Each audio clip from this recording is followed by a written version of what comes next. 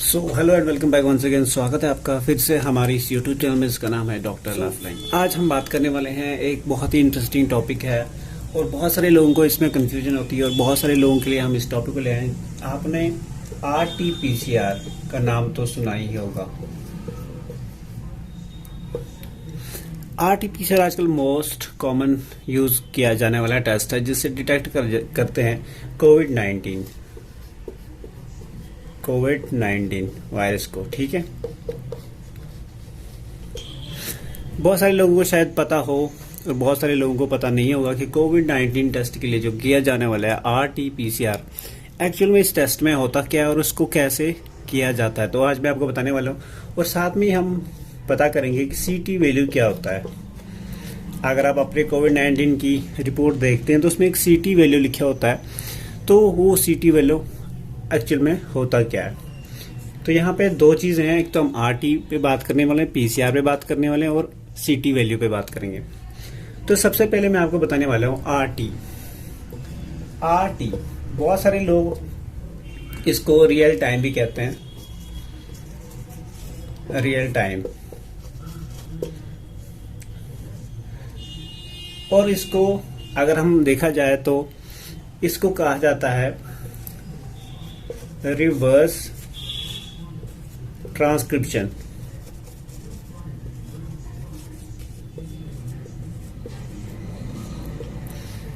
इसको कहा जाता है रिवर्स ट्रांसक्रिप्शन। ये टर्म आप याद रखिए, इसको रिवर्स ट्रांसक्रिप्शन कहा जाता है। और PCR का मीनिंग, अगर हम PCR की मीनिंग देखें तो होता है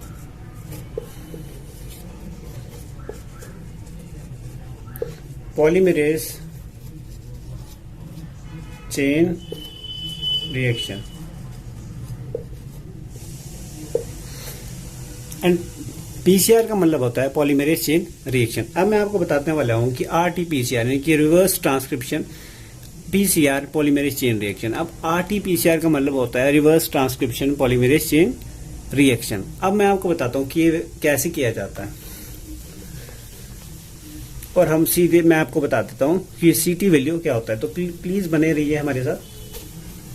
सबसे पहले मैं आपको यहाँ पे बताता हूँ, CT वैल्यू को हम यहाँ पे रखेंगे ताकि जब हम बात करें तो आपको पता लगे कि CT वैल्यू था क्या और CT वैल्यू किसको आ जाता है। दोस्तों, सबसे पहले हम बात करेंगे जेनेटिक मटेरियल की।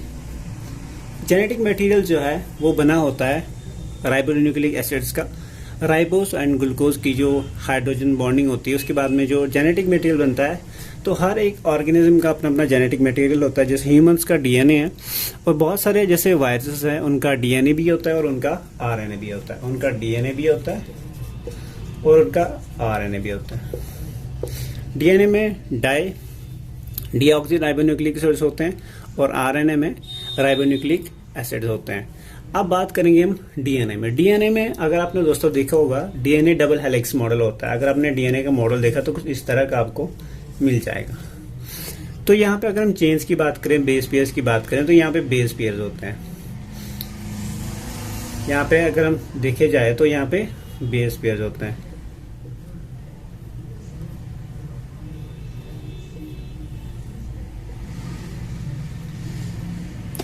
और इन्हीं बेस पेयर्स के अकॉर्डिंग इनके साथ बेस पेयर्स बन के बॉन्डिंग हो जाती है और ये जेनेटिक इंफॉर्मेशन को कैरी करते हैं। तो ये एक DNA मॉडल है, ठीक है। और RNA में अगर अब देखा जाए तो RNA सिंपल इस तरह का होता है, जिसमें बेस पेयर्स तो होते हैं लेकिन ओनली वन साइड के।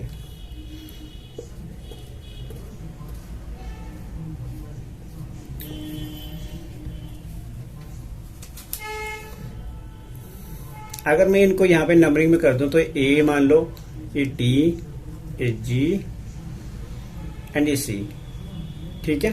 अब A जो है वो T के साथ हमेशा बेस पेयरिंग करता है, T जो है वो A के साथ करता है, G C के साथ करता है और C G के साथ करता है। तो ये हमारा बेस पेयर बन चुका है। अब अगर हम RNA की बात करें, अगर ये हमारे पास A T G C है, ठीक है, तो ये हमारे पास A T G C, ये भी मान लो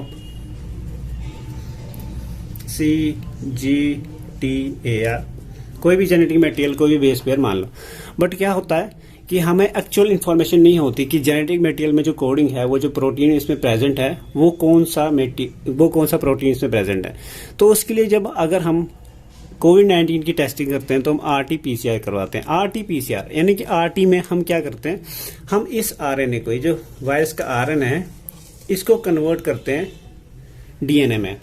मोस्ट जो होता है ना कि DNA से हम RNA कन्वर्ट करते हैं, लेकिन यहाँ पे क्या है कि हमने RNA से DNA बनाना है। तो उसके लिए क्या करते हैं, हम एक यूज करते हैं एंजाइम जिसको हम कहते हैं रिवर्स ट्रांसक्रिप्टेज।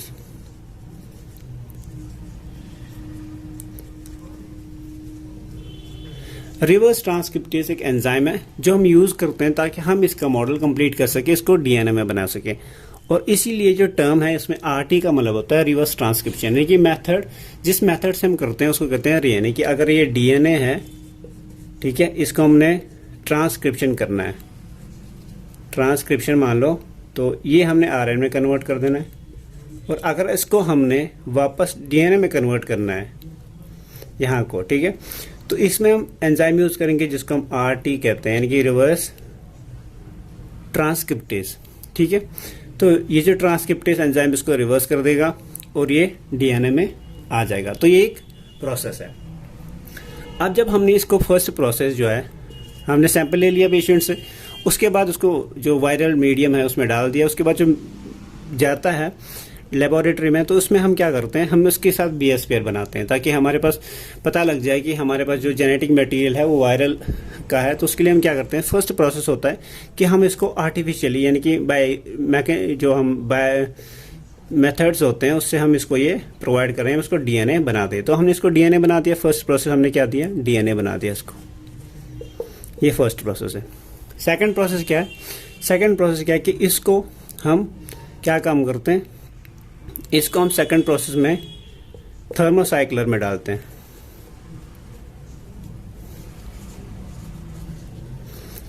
थर्मोसाइक्लर में जैसे हमने इसको डाला, वो क्या काम करता है कि वो इसको वापस अलग अलग कर देता है। अब यहाँ पे जो टेम्परेचर होता है वो 96 डिग्री सेल्सियस होता है, 94 डिग्री सेल्सियस होता है, ऑलमोस्ट इसी टेम्परेचर में रहता है। तो इसमें थर्मोसाइक्लर में क्या होता है कि हम इस DNA को जो हमने बनाया, जो हमने खुद से क्रिएट किया DNA, क्योंकि हमें पता है सीक्वेंस है, हमने इसको DNA मटेरियल यहाँ से दे दिया, तो वन साइड की चेन हमने प्रोवाइड कर दी, तो उससे DNA बन गया। DNA को अब हम सेपरेट करेंगे with use of thermocycler machine. ठीक है, इसमें क्या होगा कि DNA जैसे सेपरेट हो गया, मान लो ये DNA है तो ये सेपरेट हो गया, ये इसका अलग जो इसका सेगमेंट है ये हमने मान लिया, DNA सेगमेंट अलग हो गया। अब इसमें हम क्या करने वाले हैं, अब हम एक छोटा सा सेगमेंट मैन्युअली यूज करेंगे।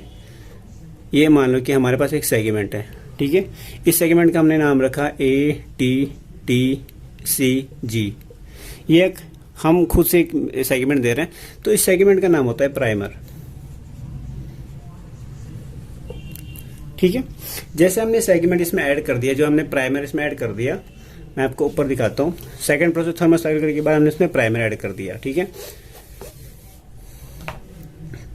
जैसे हमने इसमें प्राइमर ऐड किया, सेकंड प्रोसेस होगी। ठीक है, अब ये जो सेकंड प्रोसेस में प्राइमर हमने ऐड कर दिया, तो एक सेगमेंट पे जाके, अगर ये हम मान ले ये एक सेगमेंट है RNA का, ठीक है, ये हम मान ले जो हमने सेपरेट करके DNA से सेपरेट करके इसको बना दिया।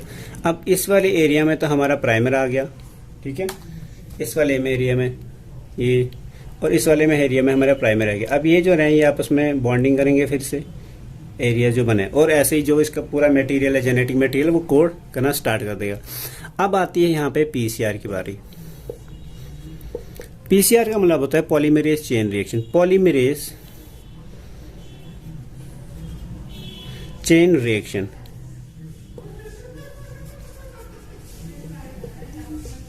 ये एक मेथड है जिससे हम DNA की कॉपीज करते हैं, क्लोनिंग करते हैं।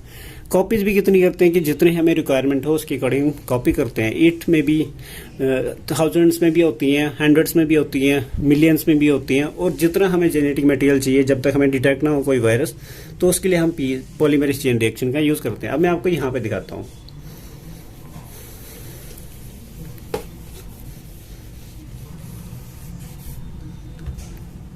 अब जब मैंने इसको PCR में डाल दिया, तो हमने इसकी साइकिल्स घुमाते हैं, ठीक है।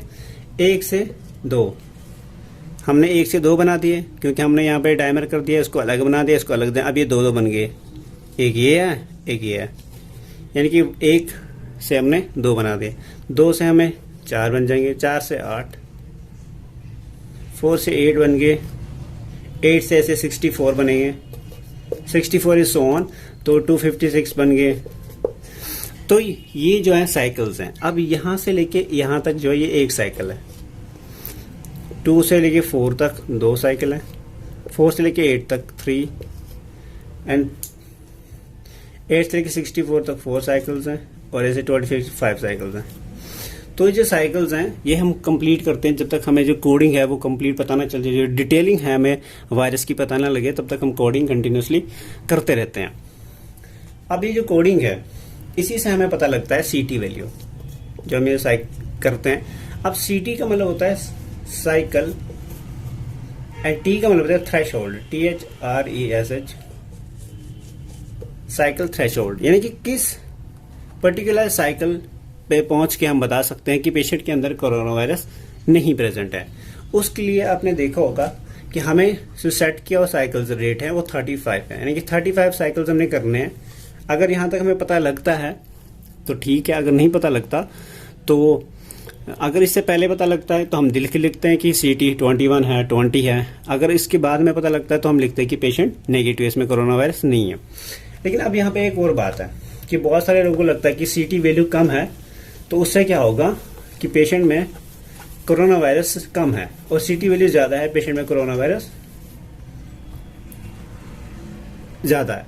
तो CT, ठीक है, CT वैल्यू अगर 10 है, अगर CT वैल्यू 10 है तो मैंने आपको यहीं पे बता दिया कि 1 से 2, 2 से 4, 4 से 8, 8 से 64, 62, 56, ये एक साइकिल है, ये 2 साइकिल हो गया, ये 3 हो गया, ये 4 हो गया, ये 5 हो गया। अब मुझे बताइए कि जितना साइकिल जल्दी में डिटेक्ट होगा उससे वो ये दिखाता है कि वायरल लोड उतना ज्यादा है। साइकिल्स कम होंगे यानी कि हमें पहले मिल गया, हमें ज्यादा कॉपीज बनाने की जरूरत नहीं थी, PCR हमने ज्यादा करने की जरूरत नहीं थी, हमें जल्द ही पता लग गया कि पेशेंट की बॉडी में कोरोना वायरस है। और ज्यादा साइकिल्स हमने की क्योंकि हमें डिटेक्ट नहीं हो रहा था, बहुत कम था। तो इसमें क्या होता है कि डिटेक्शन बहुत अच्छे से हो जाती है RNA वायरसेस की। तो ये एक टेक्नोलॉजी यूज होती है जिससे हम डिटेक्ट कर सकते हैं कि पेशेंट के अंदर वायरस है या नहीं है। अब पेशेंट के अंदर वायरस है, अगर वो CT 10 भी है या CT 5 है, CT 35 है, तो CT 5 में तो पहले वायरल लोड यानी कि जल्दी से मिल गया हमें, CT 10 में हमें मिला नहीं क्योंकि बहुत थोड़ा बाद में मिल गया 10 साइकिल्स करने के बाद, और CT 35 में हमें 35 साइकिल्स करने पड़े तब जाके हमें कोरोना वायरस डिटेक्ट हुआ। अब इसका मतलब ये नहीं है कि उसमें वायरल लोड बहुत कम है, आपको पता है कि RNA वायरस है, ये बहुत जल्दी मल्टीप्लिकेशन स्टार्ट कर देता है। So you have to take care of this. तो ये था आज का वीडियो जो मैंने आपको समझाया कि RT-PCR और CT वैल्यू कैसे एक दूसरे से पैरेलल काम करते हैं। अब मैं यहाँ पे अगर बता दूं CT वैल्यू जो है, CT value is inversely proportional to 1 divided by, अब 1 डिवाइडेड बाय क्या, PCR। PCR होगा, जितना PCR करेंगे, जितने साइकिल्स होंगे, ठीक है, उससे हमें डिटेक्शन हो जाती है CT वैल्यू की। जैसे कि मैं आपको बता दूं, शायद अगर कंफ्यूजन हो तो मैं आपको बताता हूँ कि CT वैल्यू हमने जैसे बता दिया कि CT वैल्यू हमें पता लगता है कि कितने साइकिल्स के बाद हमें कोरोना वायरस मिला है। ज्यादा साइकिल्स करेंगे नहीं, बहुत घुमाया हमने, बहुत घुमा के थक गए हम, तो हमें कोरोना वायरस मिला। कम मात्रा में है लेकिन बॉडी में प्रेजेंट है, इन्फेक्शन कर सकता है। ज्यादा मात्रा में है तो वो जल्दी दिखेगा क्योंकि जितने जल्दी हमने घुमाया उतनी जल्दी हमें जाके मिल गया। तो इससे ये डिटेक्ट होता है कि पेशेंट की बॉडी में RNA वायरस जो है प्रेजेंट है या नहीं है, इससे हमें कंफर्मेशन नहीं होती। बाकी वायरल लोड जो है, जो RNA वायरस है, ये बॉडी में जाके ही बहुत जल्दी मल्टीप्लिकेशन स्टार्ट कर देते हैं, रेप्लिकेशन करते हैं, बहुत फास्ट एप्लीकेट करते हैं। तो this is the video all about RT-PCR। तो होप सो आपको अच्छे से कन्फ्यूजन क्लियर हो गई होगी। सो टिल देन हमारे साथ बने रहिए, हमारे चैनल को सब्सक्राइब जरूर करें, और हाँ कमेंट कर रहे हैं कि अगर आपको कोई कन्फ्यूजन है तो हमें पूछ सकते हैं। तो नेक्स्ट वीडियो भी बहुत जल्दी आने वाली है। So till then have a good day.